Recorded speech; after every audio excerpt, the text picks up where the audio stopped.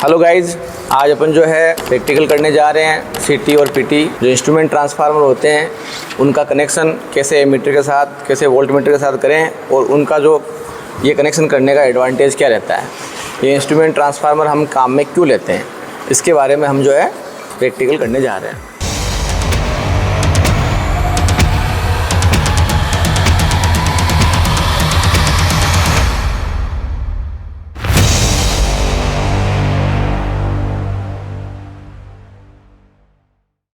देखो, एक होता है इंस्ट्रूमेंट ट्रांसफार्मर, दो प्रकार के होते हैं। एक तो होता है करंट ट्रांसफार्मर, एक होता है पोटेंशियल ट्रांसफार्मर। पोटेंशियल ट्रांसफार्मर को विभव ट्रांसफार्मर भी कहते हैं और करंट ट्रांसफार्मर को धारा ट्रांसफार्मर कहते हैं। ये दोनों ही ट्रांसफार्मर कोई मेजरमेंट नहीं करते हैं, लेकिन मेजरमेंट करने में सहायता करते हैं। कैसे? जैसे मान लिया कि आप इंडस्ट्रियों में जाओगे तो आपको बड़ी बड़ी जो अधिक एचपी की जो मोटरें होगी, जो 300 एम्पियर 500 एम्पियर करंट लेती है, उस एम्पियर को किसी एमीटर से नापने के लिए एमीटर की आवश्यकता पड़ेगी। वो एमीटर मार्केट में या तो बढ़ेंगे नहीं, और बढ़ेंगे तो वो बहुत ज़्यादा कॉस्टली पड़ेंगे। तो अब उस एम्पियर को, उस धारा को मेजरमेंट तो करना ही है। उसके लिए हमने क्या हम करते हैं, ये करंट ट्रांसफार्मर लगा देते हैं। जैसे मान लिया मैंने एक एग्जांपल लिया, ये हीटर है, हीटर का जो तार आ रहा है वो इसमें से ले लिया मैंने। ये तार जो है ये आपका प्राइमरी वाइंडिंग का काम करेगा।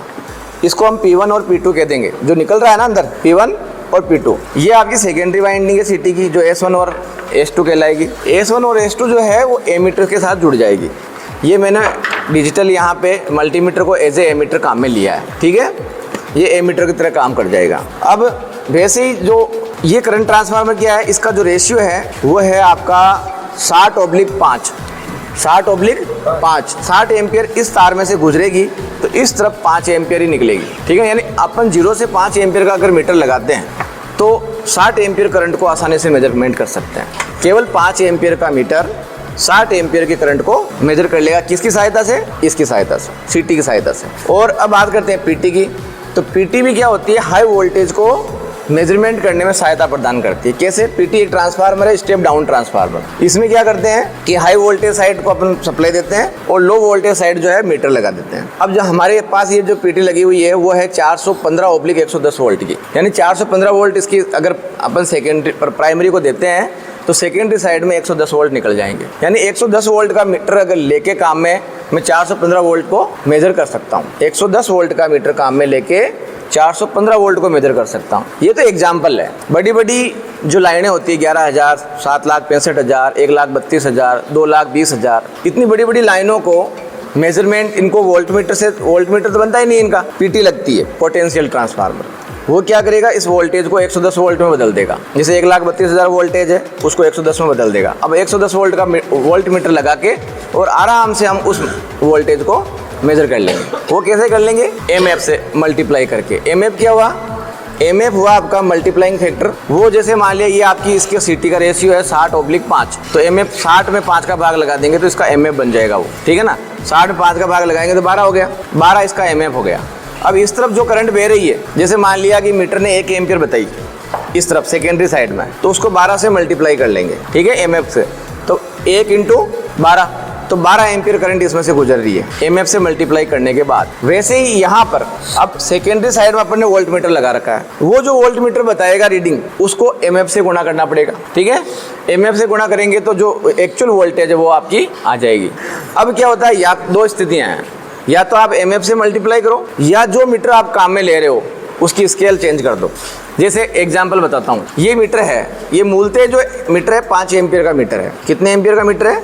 5 एम्पियर का, लेकिन इसकी स्केल जो है 60 एम्पियर की है। स्केल क्या है? 60 एम्पियर की। मैंने यहाँ लगा, मैं इसको यहाँ लगा देता हूँ। जैसे अब इधर 60 एम्पियर गुजरेगी तो इस तरफ कितनी गुजरेगी? 5 एम्पियर। और ये बताएगा तो 5 एम्पियर, लेकिन लिखा हुआ क्या स्केल पे? 60 एम्पियर। फिर अपने को गुणा करने की जरूरत नहीं है, क्यों, डायरेक्ट पैमाने पे मेजरमेंट आ रहा है। ये मीटर तो 5 एम्पियर का ही है, अगर 60 एम्पियर समझ के अपन कहीं लगा देंगे तो उसको उड़ जाएगा ये, क्योंकि स्केल 60 एम्पियर की है। जैसे ही मान लिया इन मीटरों में मैं स्केल चेंज कर देता हूँ परमानेंट रेशियो के हिसाब से, तो फिर एमएफ से गुणा करने की जरूरत नहीं है। लेकिन अगर एक्चुअल मीटर लगा रहा हूँ, जैसे मैं यहाँ 5 एम्पियर का मीटर लगा रहा हूँ, तो वो 5 एम्पियर का मीटर बता रहा हूँ, वो अगर 1 एम्पियर बता रहा है तो 1 एम्पियर को फिर एमएफ से मल्टीप्लाई करना पड़ेगा। समझ में आ गई? अब आपको देखो, जैसे हमने कनेक्शन किए हैं, क्या किए हैं, देखो ये 2 तार हैं। सबसे पहले पीटी के लिए 2 तार निकल गए और ये तार आपका आया जो CT में से होता हुआ, यानी प्राइमरी वाइंडिंग का काम कर रहा है। अब हाँ, एक चीज़ और बता देता हूँ आपको कि जब ये तार, इस तार को अगर मैं दुगुना कर दूंगा तो धारा भी दुगुनी बताएगा उधर। भाई धारा तो कम ही गुजर रही है, लेकिन ये दुगुनी बताएगा, क्योंकि ये तो ट्रांसफार्मर है। प्राइमरी के नंबर ऑफ टर्न्स बढ़ाएंगे तो सेकेंडरी साइड में ज़्यादा वोल्टेज निकाल देगा, ज़्यादा करंट निकाल देगा। भाई ये तो ट्रांसफार्मर ही है, तो दोनों ही। तो इसमें इसका एग्जाम्पल मैं अभी आपको एक टोंग टेस्टर की सहायता से बता दूंगा कि भाई इसमें डबल करते ही करंट भी डबल बताएगा ये, ठीक है। तो सबसे पहले चालू करते हैं, चालू कर लगाओ इसको, सप्लाई में लगा। ये देखो अब यहाँ पर ये मात्र बता रहा है 46 वोल्ट। कितनी बता रहा है? 46 वोल्ट बता रहा है, लेकिन वास्तव में 46 वोल्ट थोड़ी है, 46 वोल्ट में काम थोड़ी कर रहा है। अब इसके एमएफ से मल्टीप्लाई करेंगे तो इसका एमएफ निकालो। एमएफ कितना हो जाएगा? 415, तो इसकी प्राइमरी साइड है, सेकेंडरी साइड है इसकी 110, तो 110 का 415 में भाग लगाएंगे, कितना आया निकालो? 415/110, इसका एमएफ आ गया 3.77। अब इस 46 वोल्ट को 3.77 से मल्टीप्लाई करो। जो 46 वोल्ट है ना, उसको मल्टीप्लाई करो आप 173.42, आपकी मूल वोल्टेज हो गई। वैसे ही धारा देखो, धारा बता रही है 0.421 एम्पियर, 0.421 एम्पियर, ठीक है। क्या हीटर 0.421 एम्पियर ले रहा है? नहीं ले रहा। इसका एमएफ कितना है? 60/5, तो 12 से मल्टीप्लाई करो, 5.5, यानी कि 6 एम्पियर के आसपास ये धारा ले रहा है, ठीक है। अपन ने जो है एक CT और PT की सहायता से धारा और वोल्टेज दोनों मेजर कर ली। इसी प्रकार से एनर्जी मीटर लग जाते हैं, वो एनर्जी मेजर कर लेते हैं। आज बड़ी बड़ी इंडस्ट्रियों में, बड़े बड़े पावर हाउस में आप देखते हो कि एनर्जी मेजर कर लेते हैं। वो 1,32,000 4,65,000 वोल्ट पे जो लाइनें जा रही है, उनकी एनर्जी मेजर कर लेते हैं। तो एनर्जी मीटर क्या उन तारों में थोड़ा लगा हुआ है? CT/PT कंबाइंड यूनिटें लगती है, उन यूनिटों से जो है जुड़कर ये इंस्ट्रूमेंट जुड़ जाते हैं। ये इंस्ट्रूमेंटों के लिए ही मीटर बनते हैं, ये ट्रांसफार्मर बनते हैं। तो इनको थोड़ा स्पेशल बनाया जाता है, लॉसेज कम से कम हो, है ना। तो इसलिए इनको इंस्ट्रूमेंट ट्रांसफार्मर कहते हैं। ये इंस्ट्रूमेंट आपका टोंग टेस्टर है, ठीक है, मतलब टोंग टाइप में ये है ना, इसलिए टोंग टेस्टर बोलते हैं। इसमें भी क्या है, इस प्रकार की ये करंट कॉइल है, ये CT है, इसमें नंबर ऑफ टर्न्स, मतलब टर्न्स लगा रखे हैं खूब सारे। अंदर जो तार डालेंगे वो आपका प्राइमरी वाइंडिंग का काम करेगा, और ये सेकेंडरी वाइंडिंग का काम करेगा, और ये एमीटर जुड़ा हुआ है, ठीक है। अब इस हीटर की मेरे को धारा मापनी है, जैसे तो धारा इसकी आ रही है 6.73 एम्पियर। कितनी आ रही है? 6.73। अब देखो, अब मैं इसको डबल कर लेता हूँ, लूप को हटा जी एक बार, यान नहीं अंदर निकलनी चाहिए।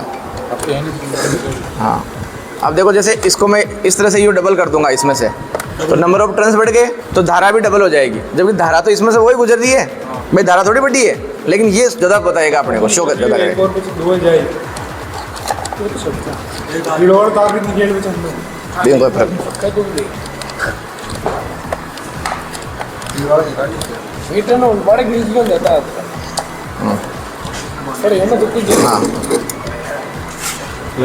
लगा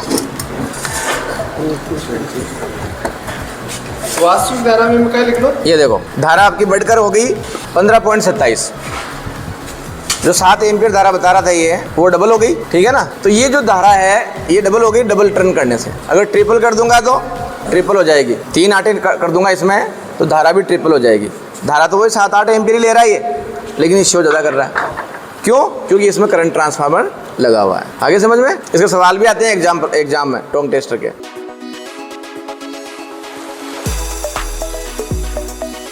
तो मेरे चैनल को सब्सक्राइब, लाइक करें ताकि आपको ऐसे वीडियो मिलते रहें लाभदायक। धन्यवाद।